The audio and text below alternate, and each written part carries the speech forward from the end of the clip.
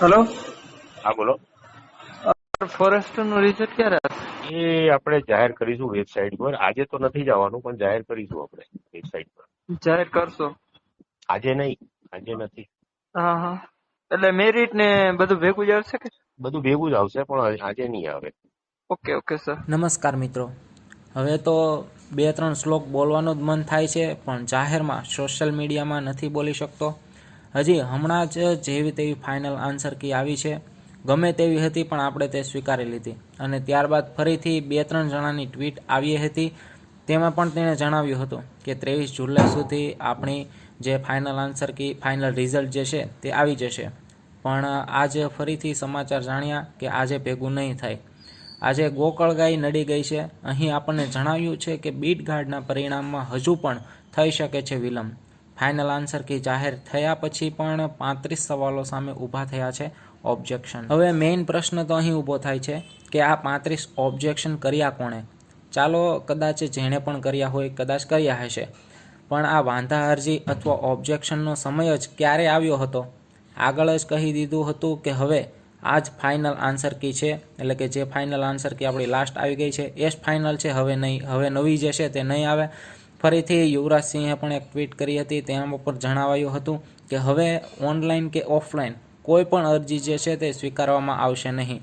તો આ અરજી 35 નવી ઓબ્જેક્શન આવ્યા છે, તો આવ્યા છે ક્યાંથી? અરજી ગઈ છે ક્યાંથી?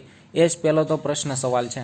અને સાથે લખ્યું છે કે સરકાર સુધી પણ થઈ છે રજૂઆત. તો આવું તો કોણ હોઈ શકે? એના પહેલાં પ્રશ્ન છે કે ત્યાં સુધી કોણ જઈ શકે, અને ત્યાં સુધી જવા દે છે આપણને? એ પણ વિચારવા જેવી વાત છે. શું આપણને ગુમરાહ કરી રહ્યા છે કે પછી કર્મયોગી ભવનમાં શું ચાલી રહ્યું છે કંઈ ખબર નથી પડતી.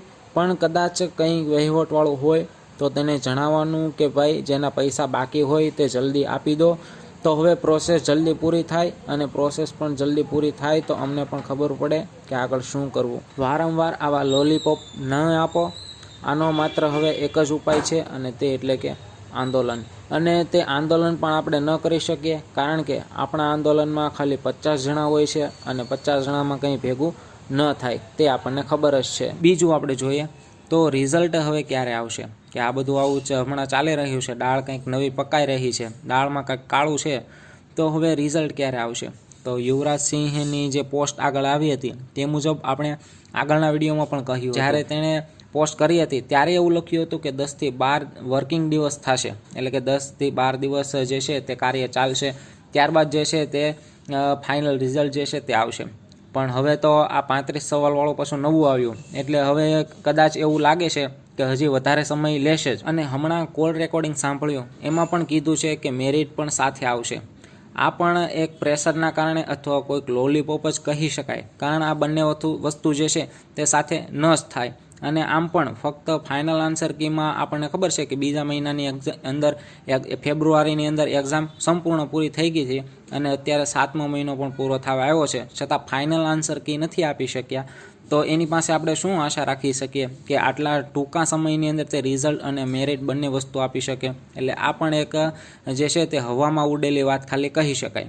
તો ટૂંકમાં આપણે એવું કહી શકાય કે રિઝલ્ટ આવતા કદાચ આવતો મહિનો પણ આવી જશે, મેરિટ સાથે નહીં આવે, અને હાલ ફક્ત અને ફક્ત મામું રમાડવાના ધંધા જ ચાલી રહ્યા છે. અને એકવાર આંદોલન સિવાય કોઈ રસ્તો નથી, પણ બધા એક સાથે જો થાય તો કોઈની આશાએ ન રહેવાય. અને આમ પણ આની સ્પીડ પણ ગોકળગાય જેવી છે. હાલમાં સ્ક્રીન પર બધાના નંબર આપેલ છે, તો ફોન કરીને બધા પૂછો શું ચાલે છે, ક્યારે આવશે, શું કરવાનો વિચાર છે. આવી રીતે કરો તો કદાચ કંઈ આવે તો. આશા છે કે બધા કોલ કરશો, અને જલ્દીથી કોઈ નવી અપડેટ હશે તો આપણે યુટ્યુબ ચેનલ ઉપર આપણે મૂકી દઈશું. સાથે ટેલિગ્રામ ચેનલ આપણી છે તેની અંદર પણ જોઈન થઈ જશો, તેની અંદર પણ અપડેટ આવી જશે. તો ત્યાં સુધી નવી અપડેટ આવે ત્યાં સુધી બધા કોલ કરતા રહો, તૈયારી કરતા રહો. જય હિન્દ, જય ભારત.